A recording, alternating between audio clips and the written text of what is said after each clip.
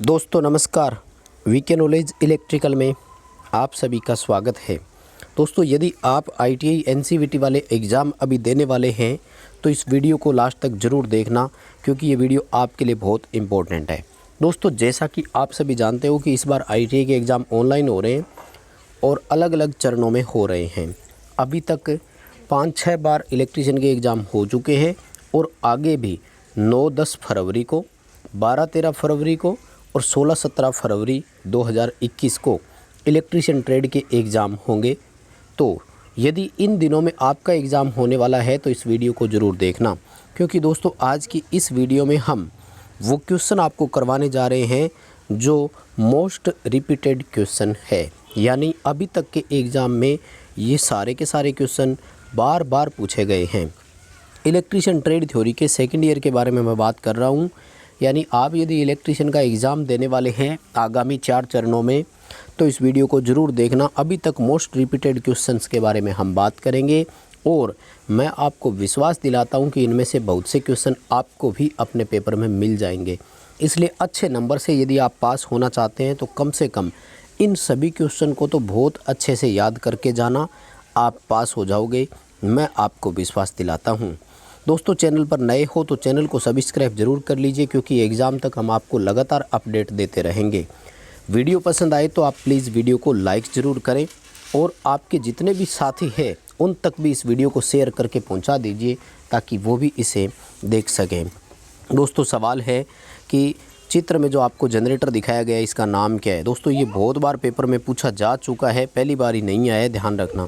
सबसे ज़्यादा बार रिपीट हुआ है ये, ठीक है। तो देखिए 2 फील्ड है इसलिए कंपाउंड जनरेटर तो होगा ही ना, और लॉन्ग शंट भी होगा क्योंकि शंट फील्ड जो है वो दोनों के समांतर में है। दोनों की फील्ड एक दूसरे के विपरीत काम कर रही है इसलिए डिफरेंशियल भी हो गया। यानी लॉन्ग शंट है, डिफरेंशियल है और कंपाउंड है। अब देखिए चारों ऑप्शन आपके सामने स्क्रीन पर है, तो कौन सा करोगे? ए ऑप्शन होगा, डिफरेंशियल लॉन्ग शंट। आगे दोस्तों सवाल पूछा कि डीसी जनरेटर का आपको एक भाग दिखाया गया है जहाँ एक्स से चिन्हित किए गए भाग का नाम क्या है। दोस्तों ये पोल कोर कहलाती है और ये पोल का शू कहलाता है, तो इसे हम पोल शू बोलते हैं।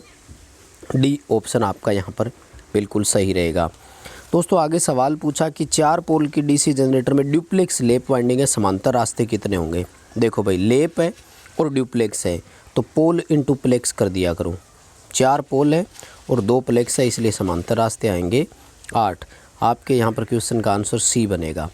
आर्मेचर वाइंडिंग का प्रतिरोध नापने के लिए किस उपकरण का उपयोग करते हैं। दोस्तों जैसा कि आप जानते हो आर्मेचर का प्रतिरोध 1 ओम या इससे भी कम होता है और 1 ओम से जो कम प्रतिरोध होता है उसको निम्न प्रतिरोध का दर्जा दिया जाता है। निम्न मान के प्रतिरोध नापने के लिए केल्विन ब्रिज का उपयोग करते हैं।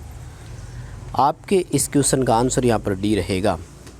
आगे सवाल है कि शॉर्ट और ओपन सर्किट में आर्मेचर वाइंडिंग की टेस्ट करनी है, किस उपकरण का उपयोग करोगे। दोस्तों 2 तरह के ग्राउलर होते हैं, इंटरनल एक्सटर्नल। बाहरी ग्राउलर जो है ये डीसी वाले आर्मेचर के लिए काम में लेते हैं अपन, और जो एसी है उसके लिए आंतरिक ग्राउलर होता है। यानी अभी सी रहेगा।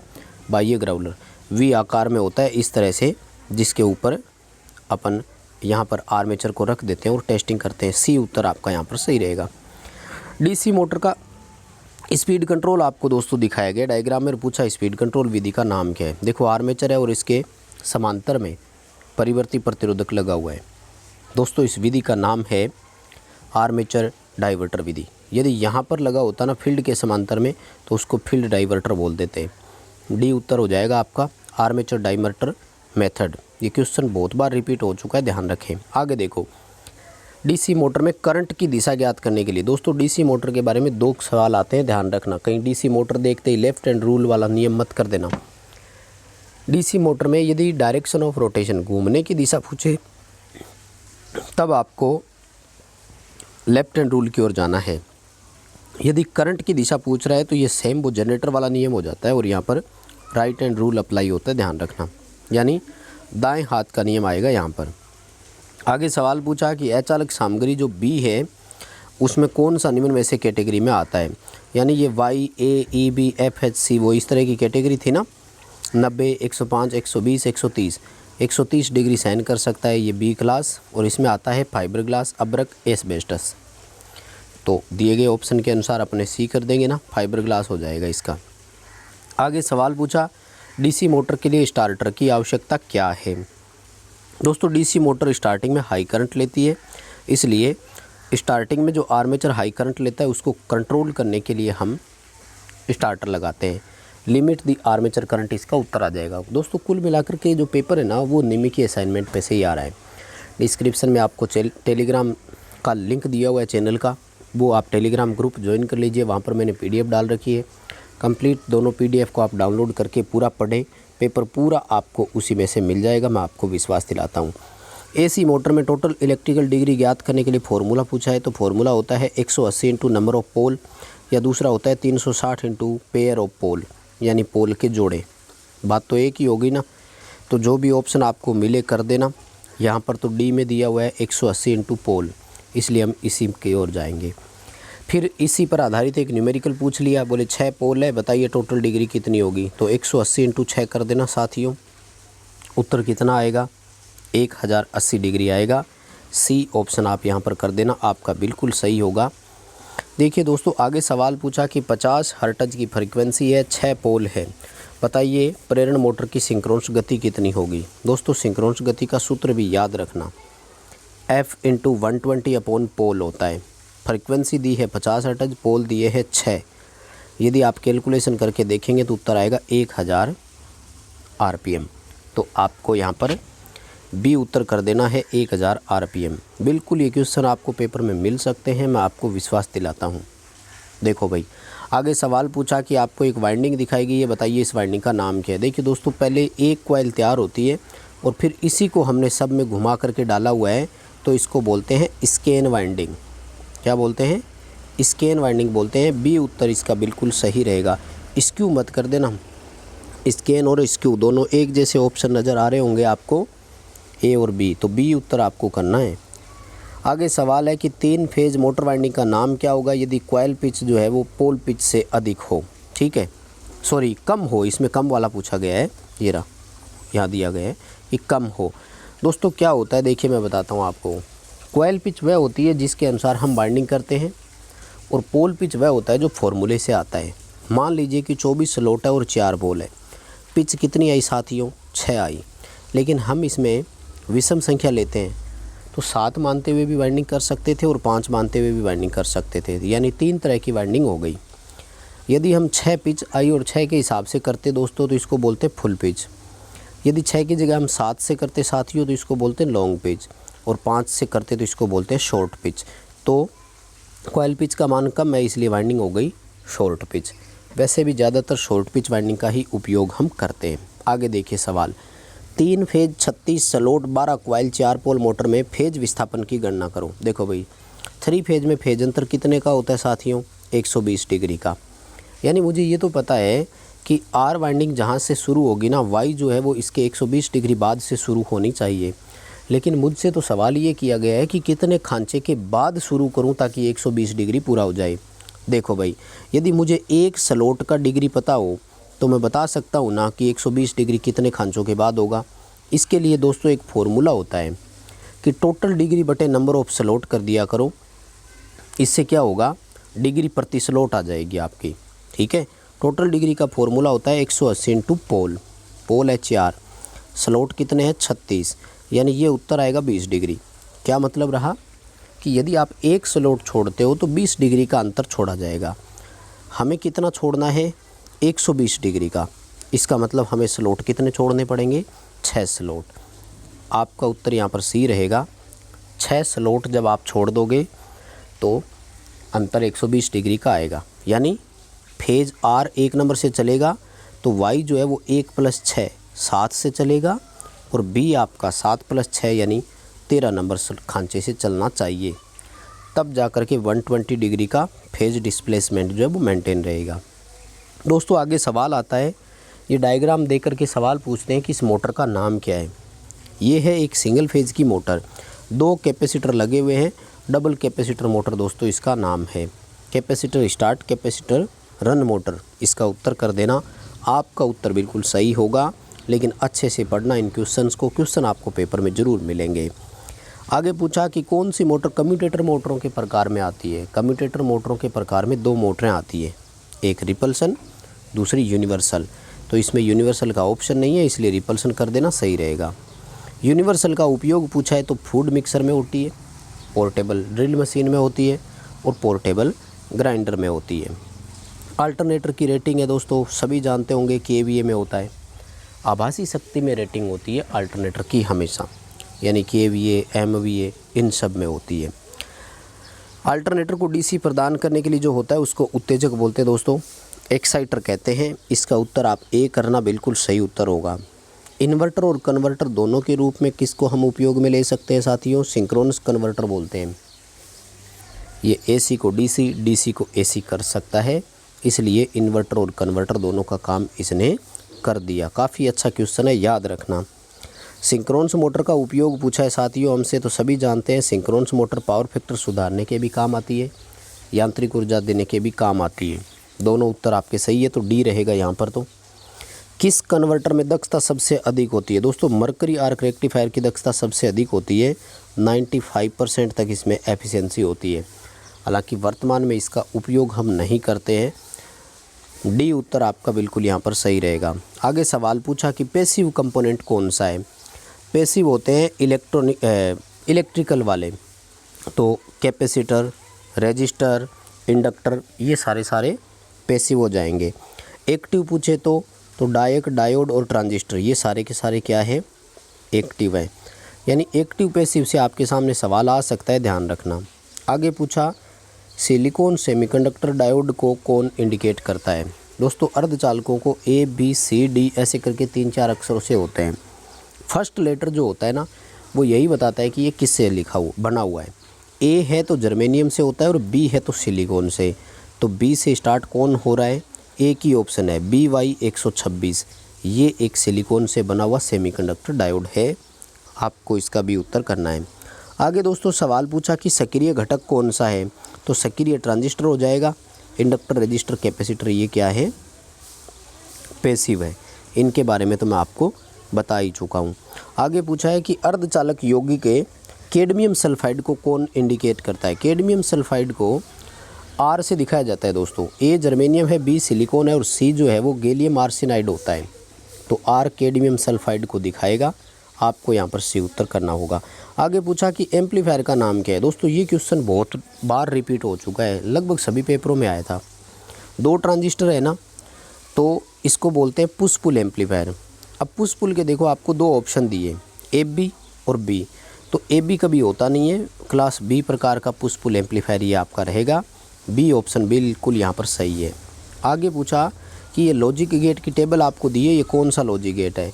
इस टेबल को छोड़ दीजिए, यहाँ से देख लीजिए, सिर्फ A/B दे रखा है और A/B जो होता है वो एंड गेट का होता है। ठीक है ना, किसका होता है?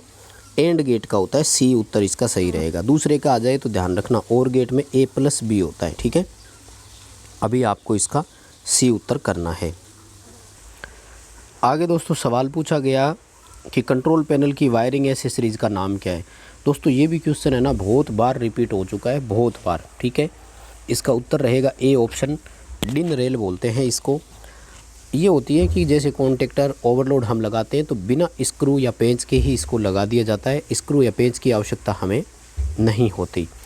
अगला दोस्तों सवाल पूछा गया कि कंट्रोल पैनल में प्रयुक्त वायरिंग एसेसरीज का नाम क्या है? ये भी काम में लेते हैं दोस्तों, ये केबल बांधने के काम आती है।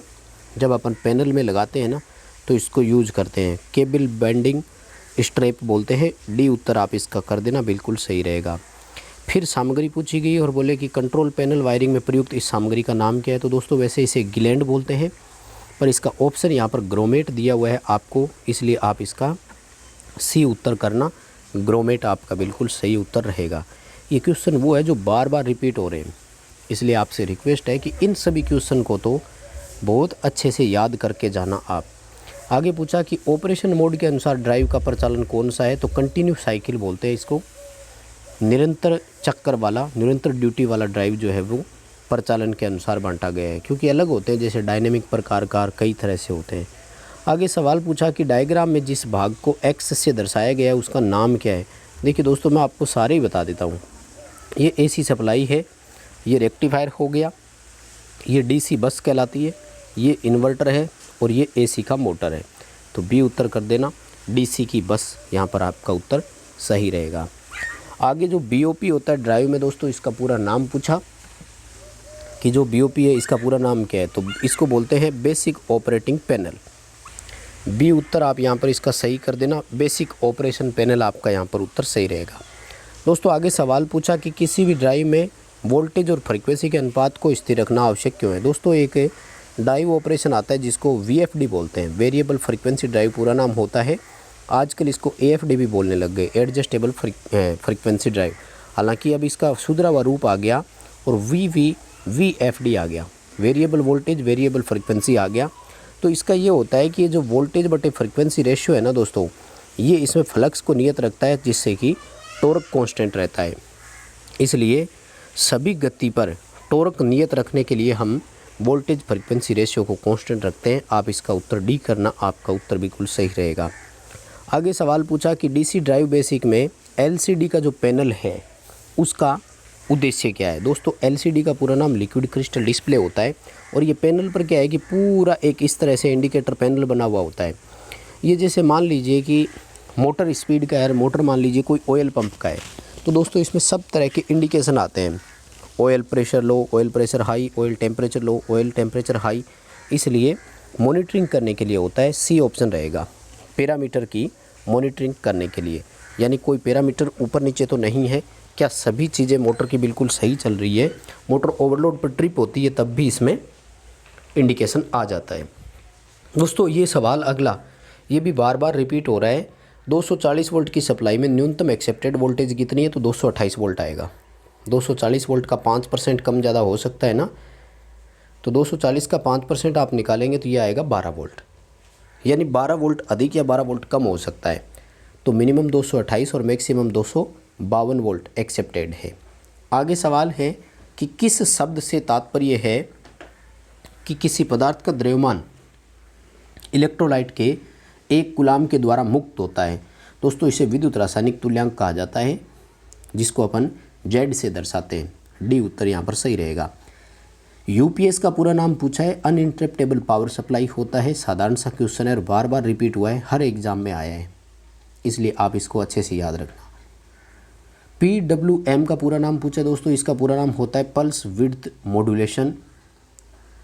बी उत्तर इसका यहाँ पर सही रहेगा। आगे सवाल पूछा कि ऑटोमेटिक स्टेप वोल्टेज स्टेबलाइजर जो है वो कहाँ काम में लिया जाएगा, तो दोस्तों वो टीवी रिसीवर में काम में आता है। सी उत्तर यहाँ पर आपका सही रहेगा। ऊर्जा का गैर परंपरागत सोर्स पूछा है आपसे। देखिए गैर परंपरागत सोर्स जो है यानी नॉन कन्वेंशनल, एक होता है परंपरागत, एक होता है गैर परंपरागत। तो जो गैर परंपरागत है उसमें आपका आएगा हवा। वैसे तो पानी वाला भी उसी में आता है, लेकिन अभी आपको विंड ऑप्शन की ओर जाना होगा। अगला सवाल है कि ऊर्जा का प्राकृतिक सोर्स कौन सा है। देखिए प्राकृतिक सोर्स तो सूरज है, ए उत्तर करना इसका, सन आएगा। सूर्य जो है वो प्राकृतिक ऊर्जा का सोर्स है, सिंपल क्वेश्चन है। गैर परंपरागत ऊर्जा का फिर से सोर्स पूछ लिया दोस्तों एक तरह से, तो देखिए इसमें भी आपको सन रेज, सूरज की किरणों की ओर जाना है, यहाँ पर आपका बी उत्तर रहेगा। आगे सवाल है कि किस प्रकार के पावर स्टेशन की अधिक दक्षता होती है, तो जल विद्युत उत्पादन की सबसे कम अधिक होती है, हाइड्रो इलेक्ट्रिक पावर आएगा, हिंदी में इसको पन बिजली घर बोलते हैं।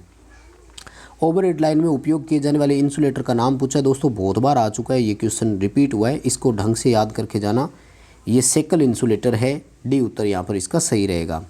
फिर एक इंसुलेटर का नाम पूछा था और इस इंसुलेटर को बोलते हैं सस्पेंशन, क्योंकि लटकने वाला है ना।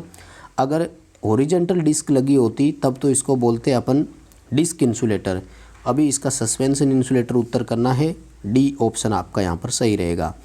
आगे सवाल पूछा है कि जब हम इंसुलेटर बांधते हैं तो पिन इंसुलेटर में जो बाइंडिंग तार होती है वो बहुत टाइट और पास में रखते हैं, इसका कारण क्या है। दोस्तों तार लूज होगी तो स्पार्किंग करती है, इसलिए हमें स्पार्किंग से बचना है और हम बिल्कुल टाइट वायर बांधते हैं।